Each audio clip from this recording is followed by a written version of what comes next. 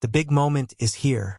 Fahd and Salim have faced many challenges and solved tricky puzzles, but now they are closer than ever to reaching the peak of the mountain and uncovering the lost treasure. What will happen next? Will they find the treasure, or will the dangers of the mountain stop them? Get ready for the thrilling final part of their adventure. Let's see how their journey ends. Do you think there's an entrance? Salim asked, gazing at the surrounding rocks. There must be something, Fahd replied, beginning to inspect the rocks carefully. Suddenly, they felt a strong tremor that shook the ground beneath their feet. What was that?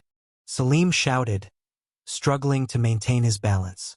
I don't know, but it seems like something big is happening, Fahd replied, his eyes wide with astonishment. The two began to look around, trying to understand the source of the tremor. As the shaking continued, they noticed that one side of the mountain started to break apart, as if the rocks were opening up to reveal a dark entrance. Look, over there, Salim said, pointing toward the opening that was beginning to appear. It looks like a cave entrance, Fahd exclaimed excitedly. We should go check it out. Together, they approached the dark entrance, their hearts pounding with both excitement and fear. Dim lights trickled from the opening, making the place seem even more mysterious. Are you ready? Salim asked. Yes, we are here for an adventure, Fahd replied, gathering their courage. Fahd and Salim stepped inside the entrance, while darkness surrounded them on all sides. The air was cool, and the scent of dampness filled the space. With every step, the sense of adventure grew stronger, but they also felt a sense of awe about what awaited them in the depths of this mysterious cave. We should start a fire so we can see, Salim suggested.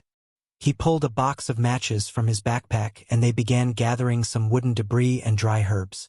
After several attempts, they ignited the fire, casting a warm glow on the cave walls, making the shadows dance eerily. As the fire illuminated the area, the friends discovered the cave's amazing beauty. The walls were covered with formations of stalactites and stalagmites that sparkled as if filled with stars. In the corners of the cave, there were signs of strange creatures, perhaps once living there in the past.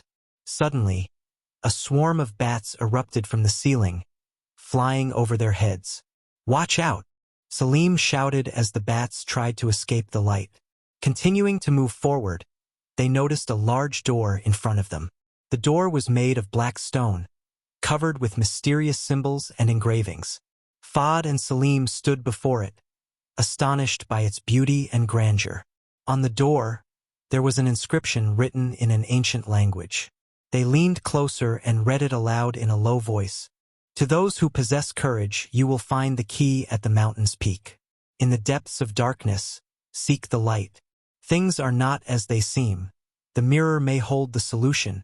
The friends exchanged glances, each trying to comprehend the meaning of the riddle. What does the mirror mean?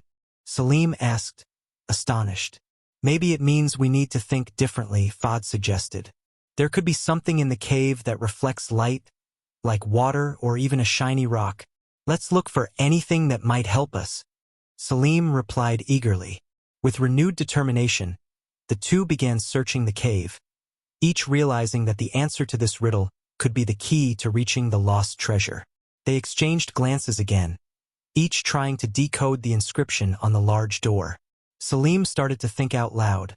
The riddle says the key is at the mountain's peak, but we're in the dark here. What does seek the light mean?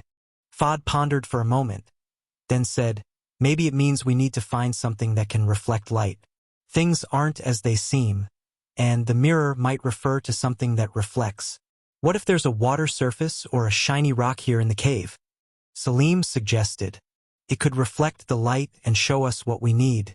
They began searching around them, feeling the walls for anything that could be reflective.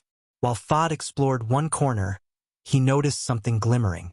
Salim, look at these rocks, Fahd shouted, pointing to a cluster of shiny rocks embedded in the wall.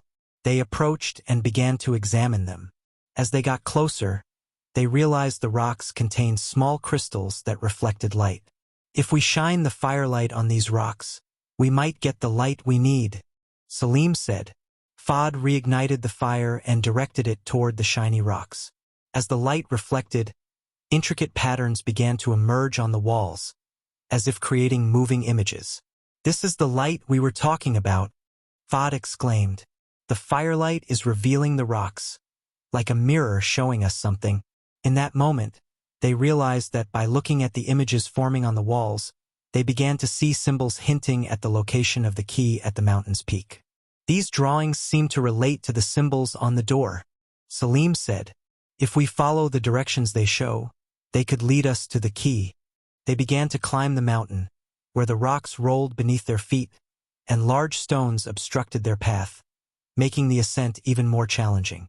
With each step, fatigue grew. "We need to be careful," Salim said, watching his steps. Just as Fod was about to step onto a high rock, suddenly, his foot slipped on a wet stone. "Ah!" Fod screamed as he fell, tumbling down until he collided with a large rock. Salim quickly looked down, his eyes widening in fear. "Fod, are you okay?" Fod tried to get up, but he felt a sharp pain in his ankle. "My ankle hurts. I can't move well," he replied, grimacing from the fall. Without hesitation, Salim rushed to his friend. "Stay here. I'll help you." He knelt down to examine Fod's foot, and when he saw it slightly swollen, he felt a surge of concern. "Can I walk?" Fod asked weakly. "Let me help you. You need to lean on me," Salim said. He threw his arm around Fod's shoulder, and they tried to move slowly toward the peak. As they progressed, their steps were unsteady, but Salim's determination to help his friend made it easier. "We can do this," Salim said, pushing himself to support Fod. "I feel like I'm weighing you down," Fod whispered, but he was grateful to have Salim by his side. "No one is going to give up on the other," Salim replied firmly. "We're here for the adventure, and we have to reach the top together." Thanks to Salim's support, they managed to continue climbing, and as they neared the summit, the pain in Fod's foot began to ease a bit. With each step, the views unfolded before them, and a sense of accomplishment filled their hearts. "Look, the peak isn't far," Salim exclaimed, his eyes shining with excitement. When they finally reached the summit, they felt joy and pride for having overcome the obstacles together. The wind swirled around them, carrying the sounds of success and anticipation from the horizon. At the top, Salim and Fod stood to admire the breathtaking view. After catching their breath, Salim decided to seize the moment. "Let's look for the key," he said, sitting on a large rock. He began to carefully examine everything around him while Fod wandered near the edge of the summit. "If the key is here, it must be in a visible place," Salim continued. "Do you think the key could be in a deep spot?" he asked, looking at the scattered rocks around him. "Maybe we should check the small caves or under the large rocks," Fod suggested as he searched tight spaces. While Salim sat, he remembered something. The riddle mentioned that the key is at the mountain's peak, next to the engraved symbols. He looked at the symbols etched into the rocks. Suddenly, he turned to the right and noticed a large rock covered in green grass with the word Clavis written on it. Salim began to move the grass aside. After a few moments, he felt something metallic under his hand. "I think I found it," he said, his heart racing. Carefully, he removed the grass and rocks, revealing a golden key shimmering in the sunlight. "This is it," Salim shouted as he ran toward Fod. "We found the key." They celebrated together, and Salim began to twirl the key in his hand. "Now, let's head back down using the magic carpet." Salim took the carpet out of his bag and spread it on the ground. "Let's go," he said excitedly. The carpet soared into the sky, gliding among the clouds. After landing, Fod and Salim hurried toward the cave. They entered the cave and moved toward the large door. The door remained closed, the symbols glimmering in the firelight coming from the cave. Salim approached the door, feeling his heartbeat quicken. "Let me open it," he said, inserting the key. As he turned it, a mysterious creaking sound echoed. Suddenly, the door slowly opened, revealing a bright light from within. "Look!" Fod shouted, his eyes widening in amazement. As the door fully opened, they discovered a vast room filled with treasures. gold, gemstones, ancient designs, and artifacts they had never seen before. "This is incredible," Salim said as he moved toward the treasure. "I never imagined there would be all this." They began to explore the cave from the inside, where colors sparkled from all directions. "Look at that diamond," Fahd said, pointing to a large stone glittering in the corner. As they searched, they also found ancient statues and carvings on the walls telling stories of past adventures. "We should take some of these treasures with us," Salim suggested, "but we need to be careful. We don't know what might happen if we take too much." "Yes, let's take what we can and leave the rest here," Fahd added. "These treasures belong to this place." While Salim gathered gemstones, something shiny in one corner caught his attention.